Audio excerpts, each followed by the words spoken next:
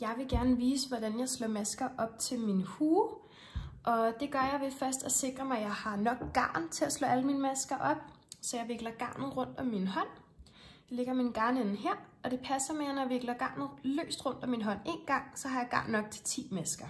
Så 1 omgang 10 masker, 2 omgang 20 masker, 3 omgang 30 masker, 40 masker, 50 masker, 60 masker, 70 masker, 80 masker, 90 masker og 100 masker.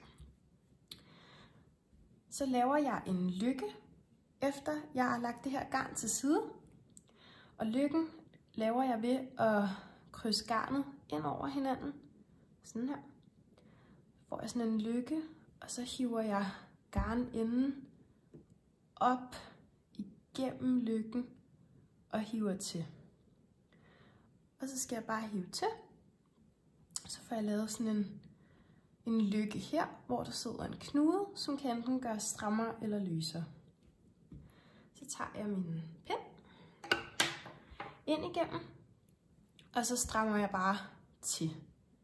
Og så har jeg min allerførste maske lige her. Jeg skal have mine garnnøgler som den forreste tråd, og så skal jeg have garntråden, som jeg har lagt til side, på min bagerste tråd. Og så slår jeg masker op ved at sætte garnet i spænde mellem mine tommelfinger og mine pegefinger. Så jeg har garnnøglerne, tråden i spænd med mine tommelfinger, og jeg har garntråden i spænd med mine pegefinger. Sådan her. Og det jeg så gør er, at jeg laver en lykke med garnet rundt om mine tommelfinger.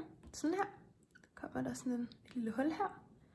Og så tager jeg min pind, fører den langsomt nedefra op midt igennem. Og så tager jeg min tråd, som sidder i spænd med mine pegefinger. Pinden tager jeg fra højre side, ned rundt om, hen til venstre. Sådan her. Og så tager jeg pinden og fører den ned midt igennem lykken med tommelfingeren.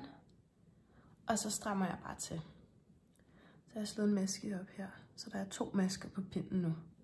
Så igen, i spænd mellem tommelfinger og pegefinger.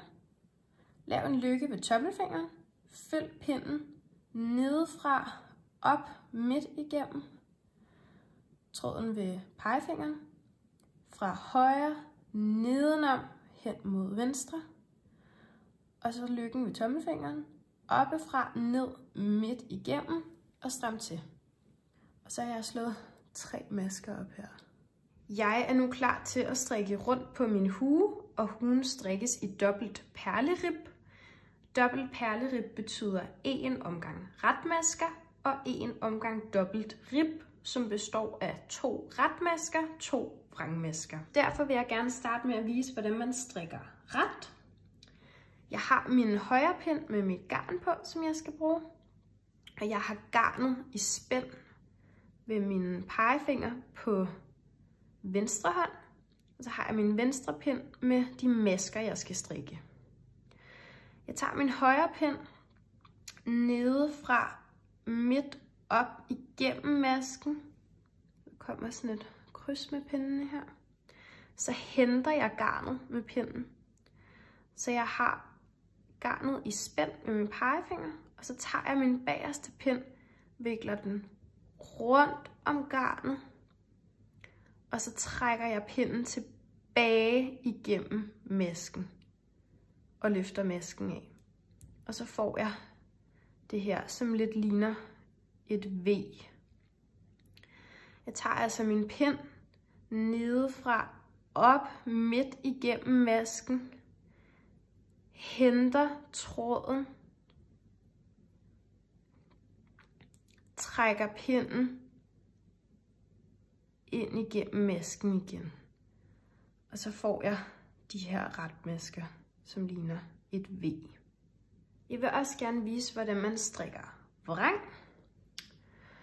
Og det gør man ved at have sin tråd foran sit arbejde. Så derfor slår jeg tråden rundt om min højre pind.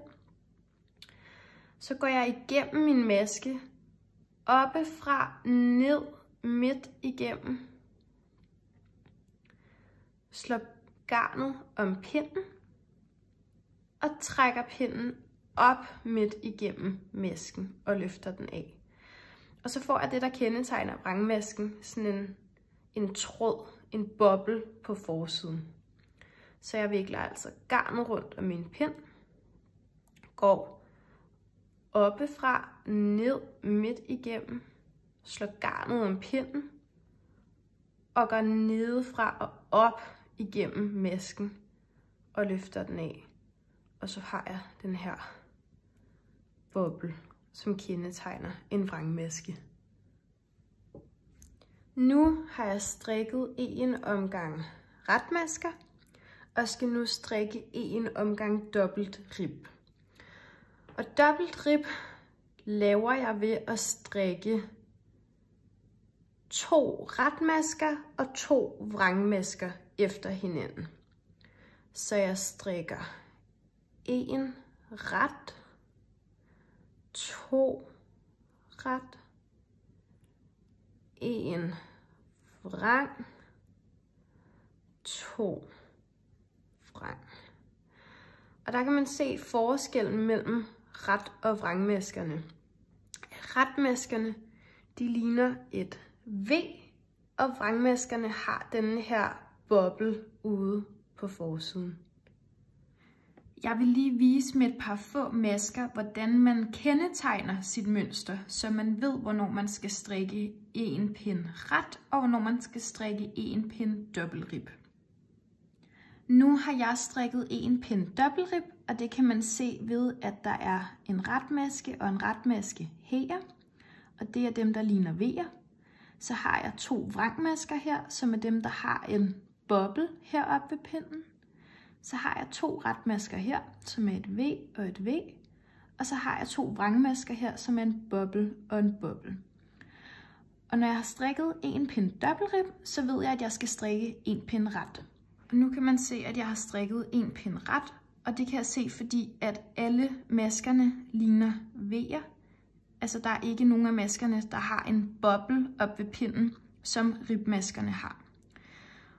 Så hvis jeg kan se, at jeg lige har strikket en pind, hvor det er, at der skiftesvis er 2 masker med bobler, 2 masker med V'er, 2 masker med bobler og 2 masker med V'er, så har jeg lige strikket en pind rib. Så ved jeg, at jeg skal strikke en pind ret. Og når jeg så har strikket en pind ret, som jeg kan se øverst her, altså hvor alle maskerne er V'er, og der ikke er nogen masker, der har en boble, så ved jeg, at jeg bagefter skal strikke en pind rib. Og det er sådan, jeg kendetegner mit mønster. Nu kan man så se dobbelt perleribmønstret folde sig ud. Så der er den gennemgående retmaske her, og så er der ribgangen, der skifter mellem ret- og vrangmasker på hver anden omgang. Jeg er nu nået dertil, hvor jeg skal vende mit arbejde, og den teknik, jeg bruger til at vende mit arbejde, hedder German Short Row.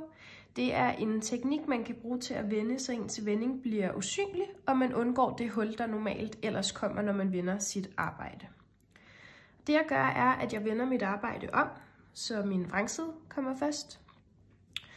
Og så sikrer jeg mig, at mit garn sidder foran. Så tager jeg min højre pind ned midt gennem masken på venstre pind. Og jeg strikker ikke masken, men jeg løfter den løst af hen på den højre pind. Så tager jeg mit garn, slår rundt om og strammer til. Og så kan man se, at jeg får den her dobbeltmaske. Jeg strikkede sidst en omgang dobbeltrib omme på min ret side, så nu er jeg nået til at skulle strikke en omgang ret. Og jeg strammer specielt til her efter dobbeltmasken. Jeg har nu strikket en omgang ret og er nået tilbage til min omgangsstart, hvor at min dobbeltmaske sidder. Det er den her. Og det jeg skal gøre er at strikke dobbeltmasken sammen til en maske.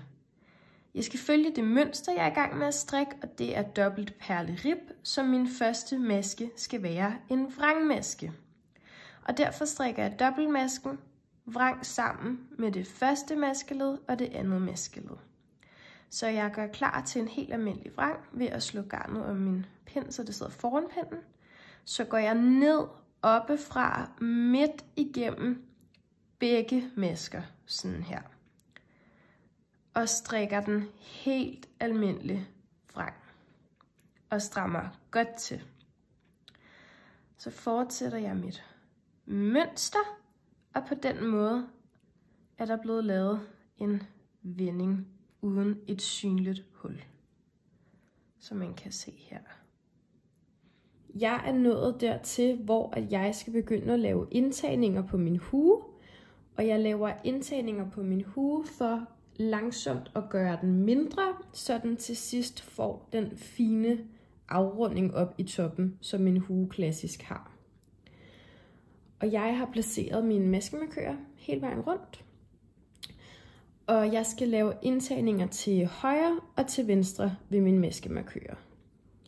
På den maskemarkør, der sidder til højre, der skal jeg lave en indtagning til venstre, så indtagningen hælder ind mod masken. Og på de maskemarkører, der sidder til venstre, skal jeg lave en indtagning ind mod højre, sådan så at den hælder ind mod masken. Jeg starter med at vise, hvordan man laver en indtagning til højre. Og det gør jeg, fordi at min maskemarkør, som markerer min omgangsstart, er den første maskemarkør, jeg møder. Og den sidder altså i det her par, hvor det er den venstre maskemarkør. Og derfor skal jeg lave en indtagning mod højre, fordi den skal hælde ind mod maskemarkøren. Og sådan som jeg laver en indtagning mod højre, det er at strikke 2 retmasker sammen. Og sådan som man strikker 2 retmasker sammen, det er at man strikker begge masker helt almindeligt ret, men at man strikker dem på samme tid. Så jeg gør klar til at lave en helt almindelig ret. Jeg tager min højre pind hen i de her 2 masker, der sidder på venstre pind. Og så tager jeg nedefra op midt igennem begge masker. Så henter jeg garnet og strikker den igennem. Og så kan man se, at den hælder ind mod maskemarkøren, så den altså hælder ind mod højre. Og der kan man ligesom se, at den har en vinkel, der går den her vej. Og nu vil jeg vise, hvordan man laver en indtagning, der hælder mod venstre. Og den skal hælde mod venstre henne ved den højre maskemarkør, sådan så den hælder ind mod masken. Og sådan som man laver en venstre indtagning er, at jeg skal stoppe 2 masker, før at min markør er. Og de her 2 masker skal strikkes drejet ret sammen. Jeg skal starte med at løfte masken af, vrang hen på den anden side, så jeg går oppefra ned midt igennem, løfter den løst af, og så sætter jeg den tilbage på pinden den anden vej fra, så den er vendt om nu. Og så skal jeg strikke de her 2 masker drejet ret sammen. Og det gør jeg ved at tage min pind oppefra ned midt igennem begge masker. Så henter jeg garnet og trækker tråden igennem. Og så kan man se, at indtagningen hælder den vej til venstre ind mod maskemarkøren. Jeg har nu strikket en del indtagninger på min hue, og kan mærke, at mit arbejde begynder at føles lidt stramt, fordi jeg ikke har så mange masker tilbage længere. Og det jeg så gør for at undgå at strikke i for stramme runder, det er at skifte til den teknik, der hedder Magic Loop, som gør, at det ikke bliver irriterende at strikke stramt rundt. Og det jeg gør ved Magic Loop er, at jeg finder et vilkårligt sted imellem et maskepar. Så det ligger imellem det her maskepar og det her maskepar, og finder en midt. Og så tager jeg og finder cirka midten i den anden ende af maskerne, og skubber den halvdel frem på den forreste pind. Og min bagerste del, der tager jeg og hiver pinden igennem. Så strikker jeg herhen, i stedet for at strikke lige over på pinden, som man normalvis gør. Og så strikker jeg bare almindeligt rundt, som mit mønster viser. Og når jeg så er ved at løbe tør for masker på min pind, så strikker jeg bare de sidste færdige.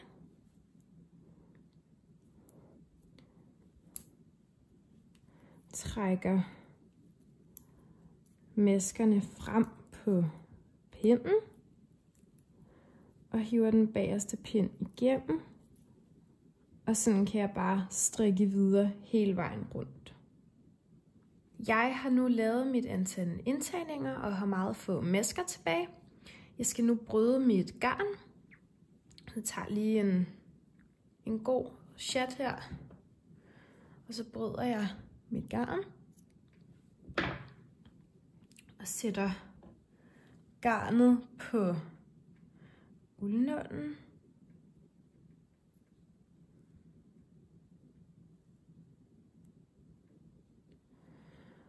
Og så er jeg klar til at føre garnet igennem maskerne. Og det jeg gør er, at jeg har garnet henne på min højre side og fører det derfor igennem fra den modsatte side, sådan så at de kommer til at gå rundt. Så jeg hiver bare maskerne frem på min pind. Og så fører jeg dem bare midt ind igennem og løfter en maske af gangen. Nu når jeg til de sidste masker, og så kan jeg bare hive tråden igennem og stramme til. Og så kan man se, der kommer sådan et lille hul heroppe, som jeg så kan sy sammen, når det er, at jeg hæfter ender. Jeg er ved at være færdig med min hue, og så skal derfor til at hæfte ender. Og her har jeg skiftet garnnøgle, så derfor er der lige nogle tråde, der skal hæftes. Og det jeg gør er, at jeg tager en tråd ad gangen igennem min uldnål. Og så hæfter jeg den på bagsiden af det, der skal vises frem. Og det her, det er vrangsiden af huen, så derfor kan jeg godt hæfte den på den her side. Og det jeg så gør, er, at jeg hæfter den langs de baner, der allerede løber her, så jeg følger værket.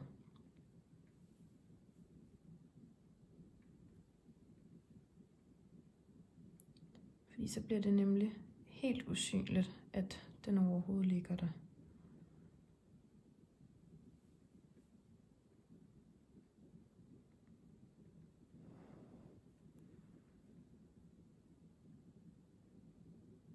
Og når jeg så når et godt stykke dernedad, så klipper jeg tråden af. Og så kan man se, så er den hæftet og går fuldstændig i et med resten af strikket. Jeg skal nu sy min opslagskant op til der, hvor jeg vendte mit arbejde. Og jeg klipper en stor del af mit garn af, så jeg er sikker nok på at have garn til at sy hele omgangen fast. Og så sætter jeg garnenden på min nål. Og det jeg så skal gøre er at sige cirka 1 cm fra der, hvor jeg vendte mit arbejde, skal min opslagskant op til. Og det jeg skal holde øje med er, at når jeg syr opslagskanten op, så skal den være lige, sådan så at retmasken kommer til at gå igen med retmasken heroppe efter bukket. Og det er meget vigtigt, at jeg lige holder øje med det, at det er de rigtige, der vender over for hinanden. Men det jeg så gør, er, at jeg tager og går igennem de masker, jeg har slået op ved min opslagskant. Så går jeg igennem en maske. Så går jeg op til cirka 1 cm før mit arbejde og sikrer mig, at den er i forlængelse med mønstret oppe på den anden side. Så går jeg igennem med begge. Sådan der. Hiver tråden igennem. Jeg skal ikke stramme til, for det er vigtigt, at syningen er løs. Og så tager jeg den anden maske oppefra ned igennem. Går ned og fanger opslagsmasken. Trækker igennem.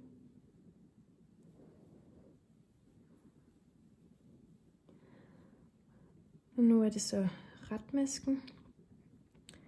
Finder jeg min opslagskant. Går op cirka 1 cm før mit vend. Trækker igennem. Tager masken ved siden af. Går oppefra, ned, finder opslagsmasken og hiver igennem. Og sådan fortsætter jeg hele vejen rundt.